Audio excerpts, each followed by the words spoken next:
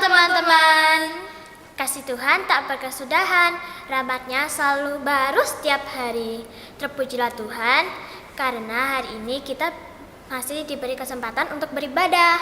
Betul Manuela, Tuhan telah membangunkan kita pada pagi hari ini sehingga kita dapat beribadah kepada-Nya lagi. Mari kita dengan ucapan penuh syukur, kita pujikan Selamat Pagi Bapa.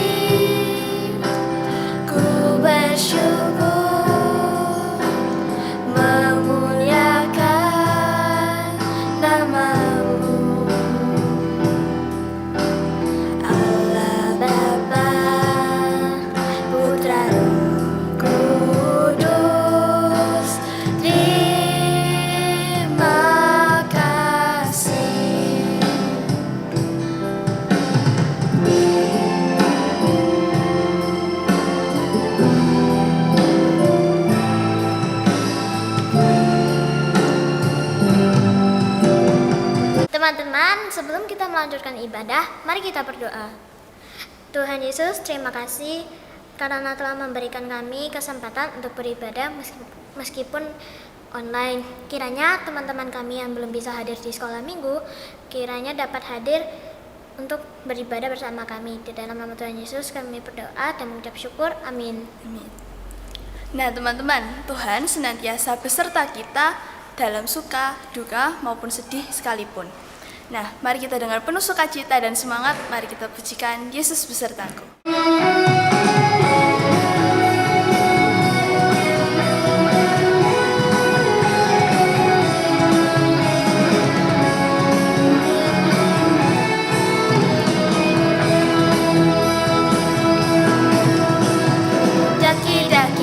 Daki gunung yang tinggi, ku turun lembah yang dalam, ku melintasi padang rumput hijau terbentang.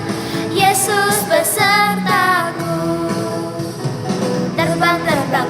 terbang luas angkasa, ku selam dalam samudra, ku gayung perahu di sungai. Yesus besertaku.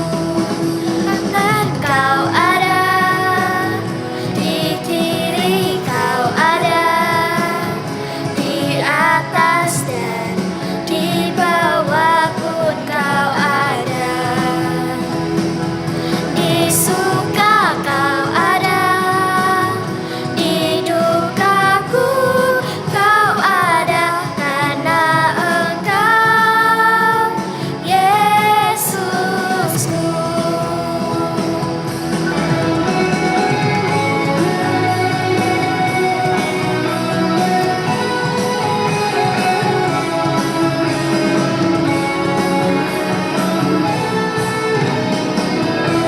Tuhan senantiasa beserta kita. Tuhan juga memberikan keberanian kepada kita untuk menghadapi masalah.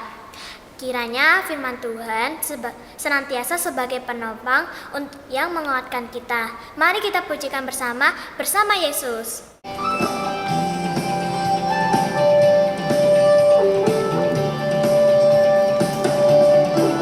Bersama Yesus, lakukan perkara besar bersama Yesus. Tidak ada yang suka bersama Yesus. Ada jalan keluar untuk masalahku, untuk masalahmu, untuk masalah kita semua. Yesus adalah domba Allah untuk selamatkan umat manusia. Yesus tabib yang ajaib, yang menyembuhkan.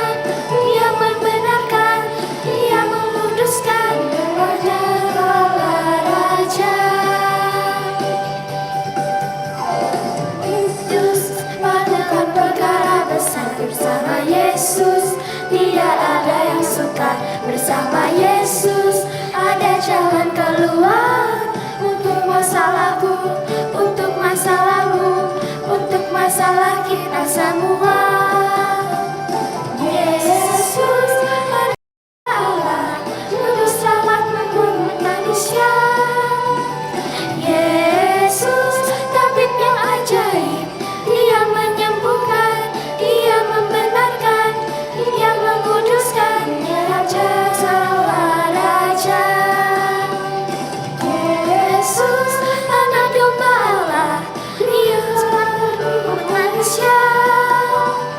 Yesus tabib yang ajaib, Dia menyembuhkan, Dia membenarkan, Dia menguduskan, Dia Raja segala raja.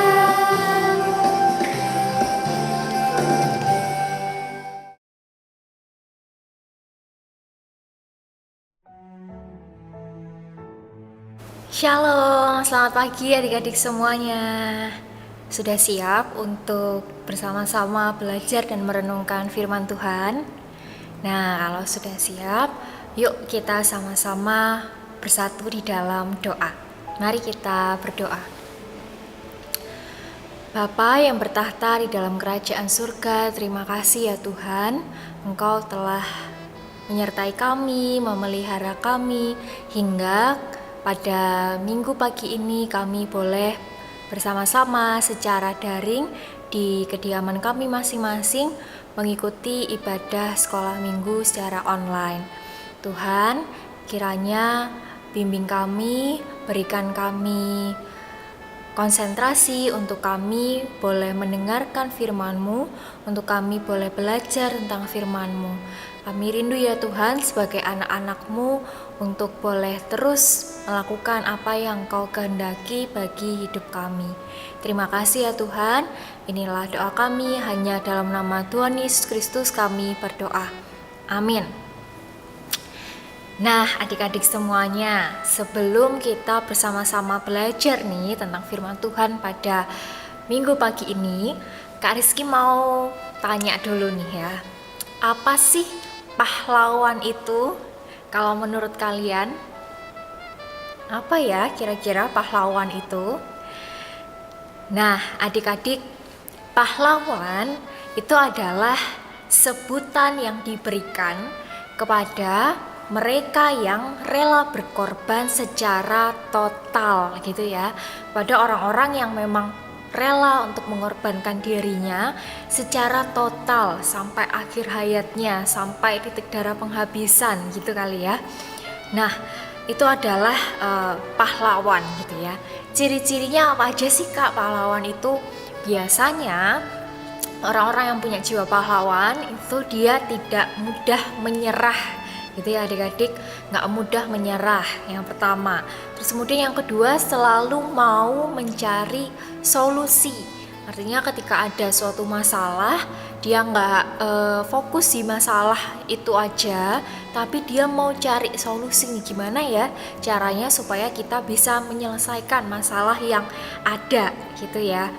Nah, terus yang ketiga, seorang pahlawan itu biasanya selalu optimis, berpengharapan gitu ya adik-adik, meskipun mungkin situasinya sulit, tidak mudah, tantangan yang dihadapi banyak, tapi dia tidak mudah menyerah dan dia juga tetap optimis, tetap berpengharapan. Nah adik-adik, kita menyaksikan kisah kepahlawanan itu biasanya pas apa aja? Ya, bisa ketika mungkin di kartun-kartun gitu ya, kartun-kartun kesenangan adik-adik, atau mungkin juga film-film, juga ketika kita memperingati hari-hari kemerdekaan kita ya adik-adik ya. Nah kerennya, kisah kepahlawanan itu juga ada loh di dalam Alkitab. Salah satunya sosok pahlawan itu adalah Stefanus, yang bersama-sama kita akan pelajari di minggu pagi ini. Stefanus ini adalah sosok pahlawan iman gitu ya, seorang martir yang pertama. Martir itu adik-adik adalah seorang yang berani berjuang hingga akhir hidupnya demi untuk membela iman dan kepercayaannya terhadap Tuhan Yesus Kristus. Nah, di antara pengikut-pengikut Kristus, Stefanus inilah yang jadi martir pertama.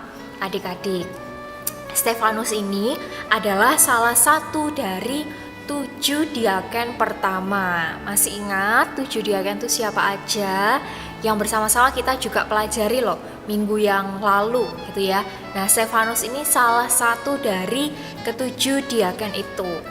Stefanus ini dia giat menjalankan tugas pelayanannya ya. Ada yang masih ingat apa sih tugasnya 7 diaken itu? Ya, melayani para janda gitu ya, orang-orang yang terpinggirkan dan orang-orang yang lain. Nah, Stefanus giat untuk melakukan itu. Tapi kebaikan hati Stefanus ini kemudian dibalas dengan kejahatan gitu ya, hujatan, fitnah gitu kan, bahkan dia sampai diseret ke pengadilan. Dan adik-adik, di tengah pengadilan, Stefanus ini justru dia bersaksi tentang karya Tuhan Yesus yang mau menyelamatkan semua orang. Wah, keren ya adik-adik, di tengah situasi yang sulit, Stefanus berani bersaksi tentang Tuhan. Nah, oleh karena itu yuk kita bersama membaca dan juga mendengarkan kisahnya dari kitab Kisah Para Rasul pasalnya yang ke-7 ayat 54 sampai 60. Kisah Para Rasul pasal 7 ayat 54 sampai 60 melalui audio Alkitab berikut ini. Ketika anggota-anggota Mahkamah Agama itu mendengar semuanya itu, sangat tertusuk hati mereka. Maka mereka menyambutnya dengan gertakan gigi. Tetapi Stefanus yang penuh dengan Roh Kudus menatap ke langit, lalu melihat kemuliaan Allah dan Yesus berdiri di sebelah kanan Allah. Lalu katanya, "Sungguh, aku melihat langit terbuka dan Anak Manusia berdiri di sebelah kanan Allah." Maka berteriaklah mereka, dan sambil menutup telinga, serentak menyerbu dia. Mereka menyeret dia keluar kota, lalu melemparinya. Dan saksi-saksi meletakkan jubah mereka di depan kaki seorang muda yang bernama Saulus. Sedang mereka melemparinya, Stefanus berdoa.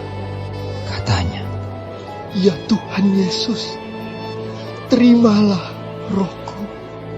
sambil berlutut ia berseru dengan suara nyaring, "Tuhan, janganlah tanggungkan dosa ini kepada mereka." Dan dengan perkataan itu meninggallah ia.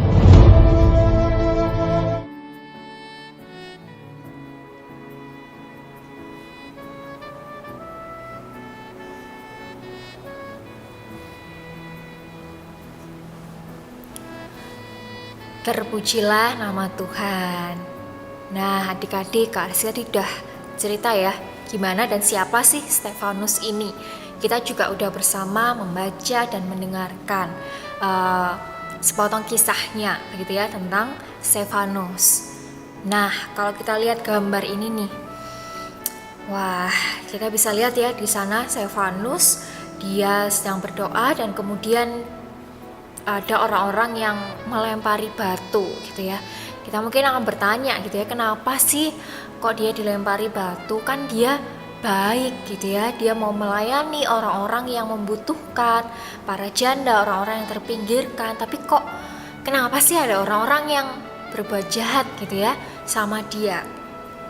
Nah, adik-adik, karena kesaksian yang disampaikan oleh Stefanus, adik-adik, yang disampaikan di depan orang-orang Yahudi pada waktu itu. Nah, tadi kan kita baca di ayat 54 sampai 60 ya. Nah, sebelumnya di ayat yang ke-53 itu Stefanus mengatakan pada orang-orang Yahudi pada waktu itu, dia katakan, kamu telah menerima hukum Taurat yang disampaikan oleh malaikat-malaikat, akan tetapi kamu tidak menurutinya, gitu ya. Jadi Stefanus itu menyampaikan bahwa orang-orang Yahudi ini, mereka ini sebenarnya adalah orang-orang yang sudah menerima hukum Taurat, sudah tahu apa yang benar, apa yang tidak benar, gitu ya, apa yang baik, apa yang buruk, yang setur dengan apa yang Tuhan kehendaki.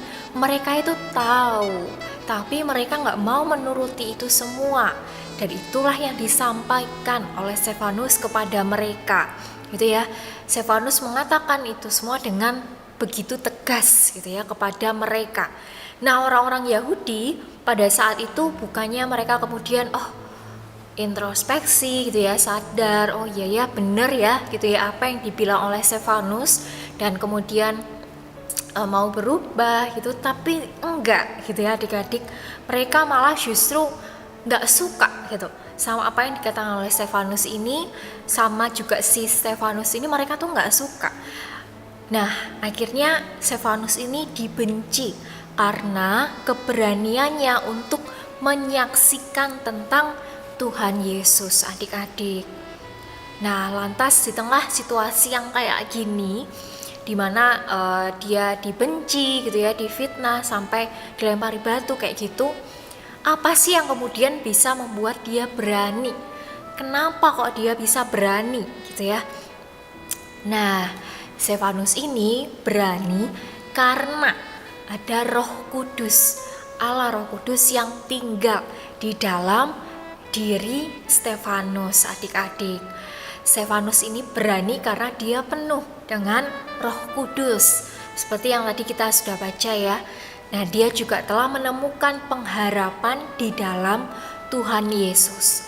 Stefanus ini yakin apa yang dilakukannya, yaitu tugas pelayanan yang dilakukan ketika dia dipilih jadi salah satu dari 7 diaken pertama itu, dan kemudian dia melakukan tugas pelayanan itu dengan sepenuh hati. Dia juga memperkatakan hal-hal yang benar, gitu ya, mempersaksikan tentang Tuhan. Semuanya yang dilakukan seturut dengan apa yang Tuhan firmankan. Nah, karena dia merasa apa yang dilakukan, kemudian apa yang dikatakan ini adalah suatu kebenaran, maka dia juga nggak takut, gitu ya adik-adik. Nah, keberaniannya Stefanus ini pada akhirnya juga nampak nih dari penyerahan dirinya secara total, gitu ya adik-adik, sepenuhnya dia menyerahkan dirinya. Di tengah dia sudah dilempari batu seperti itu, dia berdoa. Kemudian apa yang dia sampaikan kepada Tuhan Yesus? Dia katakan, terimalah rohku, gitu ya. Dia menyerahkan dirinya kepada Tuhan Yesus.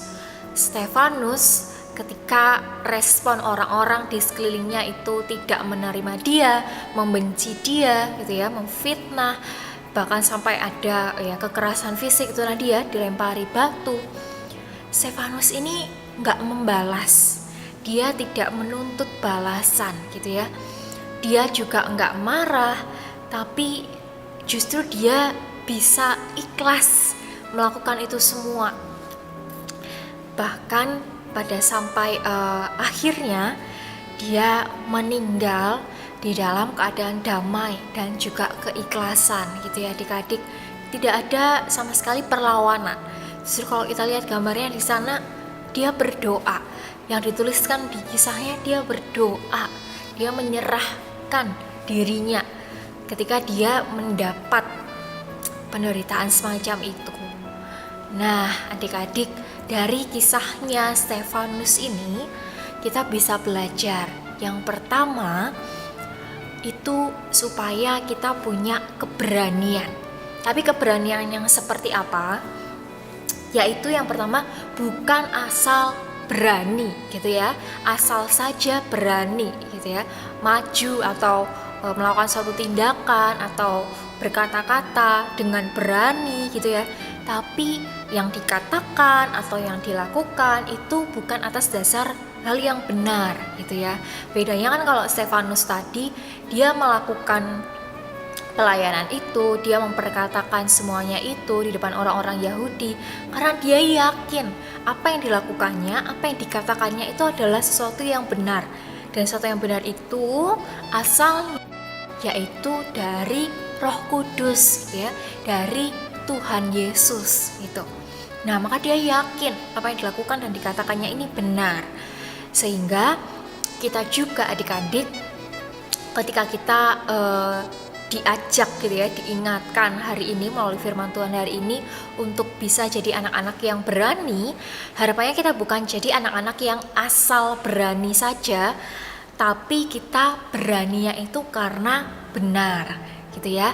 Ketika kita melakukan sesuatu, kita memperkatakan sesuatu, itu karena kita tahu apa yang kita katakan, apa yang kita lakukan itu adalah sesuatu yang benar. Jadi bukan asal-asalan saja, bukan ngawur gitu ya. Beraninya bukan ngawur. Nah, yang kedua yaitu kita itu diajak berani untuk beberapa hal. Ada 3 hal yang Kak Rizky dapatkan dan mau Kak Rizky bagikan gitu ya ke kita semua dari kisahnya si Stefanus ini. Yang pertama, kita diajak untuk berani mengandalkan Tuhan gitu ya adik-adik. Yang pertama yaitu berani untuk mengandalkan Tuhan. Kita tahu ya gimana Stefanus melakukan tugas pelayanannya, dia selalu mengandalkan Tuhan adik-adik. Sekalipun situasinya tidak mudah ya kan, sampai dia dibawa ke pengadilan gitu ya, dihujat, dihakimi dan lain-lain, tapi dia tetap mengandalkan Tuhan, dan itu sebuah keberanian. Nah, yang kedua yaitu kita diajak berani untuk berserah kepada Tuhan. Sebagaimana tadi Stefanus melakukan semuanya itu secara total, bahkan sampai akhir hidupnya dia mau berserah kepada Tuhan. Sekalipun situasinya tidak mudah gitu ya adik-adik. Tapi bukan artinya kita itu cuman berserah pada Tuhan kalau di saat situasinya nggak mudah gitu ya adik-adik. Tapi di segala situasi, mau situasinya mudah, mau sulit gitu ya, mau gampang, mau penuh tantangan, semuanya, segala situasi itu kita tetap perlu punya keberanian untuk mengandalkan Tuhan, perlu punya keberanian untuk berserah kepada Tuhan. Nah, yang ketiga, kita diajak berani untuk mengampuni orang-orang yang sudah melukai hati kita. Seperti Stefanus, di mana dia ketika mendapat hujatan dan lain-lain itu, dia tidak membalas mereka balik gitu ya, dengan melakukan tindakan-tindakan yang jahat, dengan memperkatakan kata-kata yang jahat yang menyakiti hati mereka, sebagaimana mungkin itu juga bisa menyakiti hati Stefanus gitu ya. Dia tidak membalas itu semua, tapi dia mau mengampuni orang-orang yang telah melukai hatinya. Wah, luar biasa ya adik-adik kisah dari Stefanus yang bersama-sama kita pelajari hari ini. Tentu sebagai anak-anak Tuhan, sebagai manusia, kita kadang nggak mudah gitu ya untuk melakukannya, untuk punya keberanian seperti yang dimiliki oleh Stefanus ini. Tapi dengan memohon kepada Tuhan supaya Roh Kudus memenuhi diri kita, sebagaimana Roh Kudus juga memenuhi diri Stefanus ya. Nah, kita memohon gitu ya supaya Roh Kudus memenuhi diri kita, hati kita, supaya kita boleh punya keberanian itu. Sehingga ketika mungkin adik-adik ada di lingkungan yang tidak baik gitu ya, lingkungan yang ngajak adik-adik untuk melakukan tidak baik, untuk berkata-kata yang tidak baik, nah adik-adik bisa dengan berani, meskipun mungkin cuma sendiri, cuma adik-adik doang nih ya di antara teman-teman adik-adik, tapi adik-adik bisa berani untuk melakukan apa yang benar, untuk memperkatakan apa yang benar gitu ya. Misalnya teman-teman adik-adik ngajak supaya aduh udahlah ayo nyontek aja lah gitu ya, ayo saling kerja sama aja gitu kan ya. Tapi karena adik-adik sudah penuh dengan Roh Kudus di dalam diri adik-adik, maka adik-adik bisa dengan berani tuh untuk menolak ajakan mereka untuk tidak bekerja sama, untuk tidak menyontek.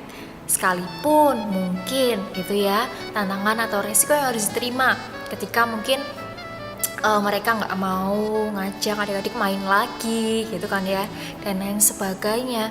Tapi dengan adik-adik berani menolak ajakan untuk menyontek itu, berani berkata-kata, aku nggak mau menyontek gitu kan ya, itu nggak benar. Ujian itu kan untuk menguji setiap kita gitu kan, untuk menguji setiap kita ini, kita tuh setiap kita masing-masing kita tuh mampunya seberapa sih gitu ya dengan hasil belajar kita selama ini. Kalau kita nyontek, kalau kita kerja sama, wah akhirnya jadi sia-sia dong ya hasil belajar selama ini.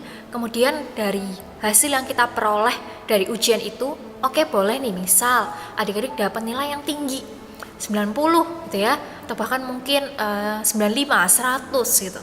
Tapi itu bukan dari hasil sesungguhnya, dari hasil belajar adik-adik selama ini, dari hasil pemahaman adik-adik selama ini gitu ya adik-adik. Tapi ketika yang adik-adik peroleh hasil dari sesungguhnya adik-adik belajar selama ini, adik-adik memahami selama ini, mungkin nilainya nggak begitu tinggi gitu ya, 80 atau 75 atau berapapun itu, tapi itu hasil dari sebuah kejujuran. Oh ini gitu ya, hasil dari belajarku selama ini. Nah dari situ kan adik-adik bisa tahu apa sih yang perlu adik-adik tingkatkan, apa sih yang adik-adik perlu belajar lagi gitu kan. Nah itu lebih menguntungkan justru buat adik-adik ke depannya daripada adik-adik nyontek gitu ya. Nah sekalipun penuh perjuangan menjadi berani seperti yang Stefanus ini lakukan, tapi Kak Reski percaya setiap kita bisa dan akan dimampukan selagi kita meminta kepada Tuhan, selagi kita minta kepada Roh Kudus untuk menyertai kita, untuk tinggal di dalam diri kita, sehingga apa yang kita lakukan, apa yang kita katakan, semuanya itu boleh menjadi berkat bagi sesama kita, dan semuanya itu boleh mempersaksikan tentang Tuhan Yesus. Gitu ya adik-adik semuanya. Nah, ayat hafalan kita pada minggu pagi ini diambil dari Efesus pasalnya yang ketiga ayat 12. Efesus pasal 3 ayat 12. Kak Reski bacakan ya untuk kita semua. Di dalam Dia kita beroleh keberanian dan jalan masuk kepada Allah dengan penuh kepercayaan oleh iman kita kepadanya. Sekali lagi ya, kita baca bareng-bareng ya adik-adik. 1, 2, 3. Efesus pasal 3 ayat 12. Di dalam Dia kita beroleh keberanian dan jalan masuk kepada Allah dengan penuh kepercayaan oleh iman kita kepadanya. Amin. Nah, semoga firman Tuhan pada pagi hari ini boleh mengingatkan, menegur gitu ya, menuntun setiap kita untuk menjadi anak-anak yang berani di dalam Tuhan. Mari kita bersama-sama berdoa ya adik-adik. Bapa yang bertahta di dalam kerajaan surga, terima kasih ya Tuhan untuk firman-Mu yang boleh kami pelajari di hari ini. Kami belajar menjadi anak-anak yang berani, seperti kisah Stefanus, sosok martir yang pertama. Tuhan, kami sebagai anak-anak-Mu mungkin pernah punya pengalaman ketika kami takut, ketika kami tidak berani, ketika kami kalah begitu ya dengan situasi di sekeliling kami, padahal situasi itu tidak baik. Maka ya Tuhan, ajari kami dan tinggallah di dalam diri kami, supaya Allah Roh Kudus yang boleh menuntun setiap kami untuk bertindak yang benar, untuk berkata yang benar dengan berani. Sehingga ya Tuhan, hidup kami sebagai anak-anak-Mu dapat mempersaksikan tentang kasih Tuhan. Dan sama kami boleh melihat Tuhan Yesus yang ada dan tinggal di dalam diri kami. Terima kasih ya Tuhan, inilah doa kami. Hanya di dalam nama Tuhan Yesus Kristus kami berdoa. Amin. Mazmur 50 ayat 23 berkata, "Siapa yang mempersembahkan syukur kepada korban, ia memuliakan aku. Siapa yang jujur jalannya, keselamatan yang dari Allah akan kuperlihatkan kepadanya." Mari kita nyatakan syukur dengan memberikan persembahan dengan diiringi pujian segala puji syukur.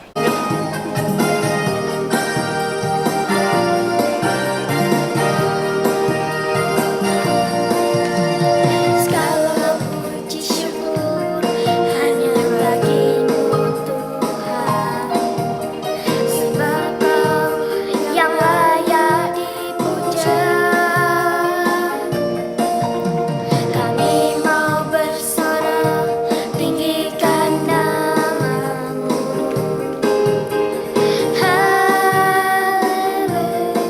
Haleluya. Soraklah, haleluya. Soraklah, haleluya. Haleluya.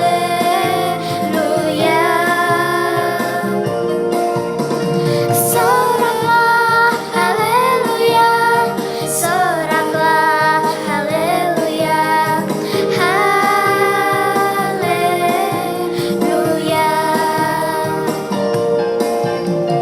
Segala puji syukur hanya bagimu Tuhan, sebab yang layak dipuja.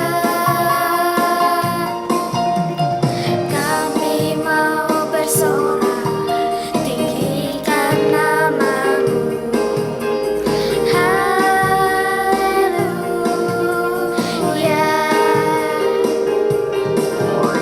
Soraklah, haleluya. Soraklah, haleluya. Haleluya.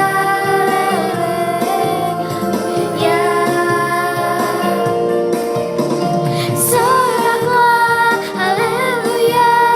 Soraklah, haleluya. Haleluya. Teman-teman, mari kita berdoa untuk doa persembahan. Tuhan Yesus, terima kasih karena senantiasa bersama kami, meskipun dalam keadaan duka ataupun senang. Kiranya persembahan yang kami berikan ini dapat bermanfaat di depan-Mu. Di dalam nama Tuhan Yesus kami berdoa dan mengucap syukur. Amin. Nah, ibadah sekolah minggu kita hampir selesai. Kiranya Tuhan memampukan kita untuk memperoleh keberanian dan juga jalan masuk kepada Allah. Mari kita pujikan dalam nama Yesus.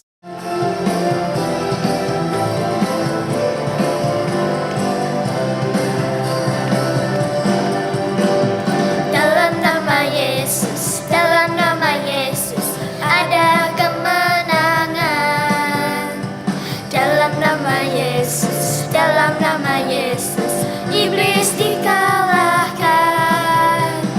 Dalam nama Tuhan Yesus tak dapat melawan. Dalam nama Tuhan Yesus ada kemenangan. Dalam nama Yesus, dalam nama Yesus ada kemenangan. Dalam nama Yesus, dalam nama Yesus iblis dikalahkan. Dalam nama Tuhan Yesus siapa dapat melawan? Dalam nama Tuhan Yesus ada kemenangan.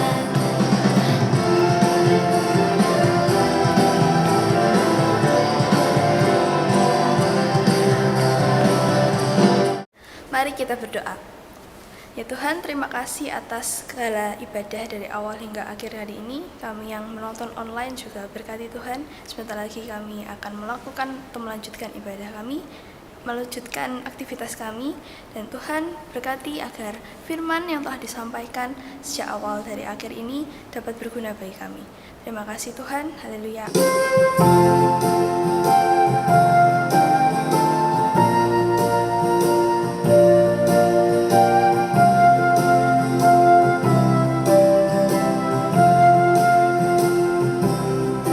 Bapa, terima kasih. Bapa, terima kasih. Bapa di dalam surga, puji terima kasih.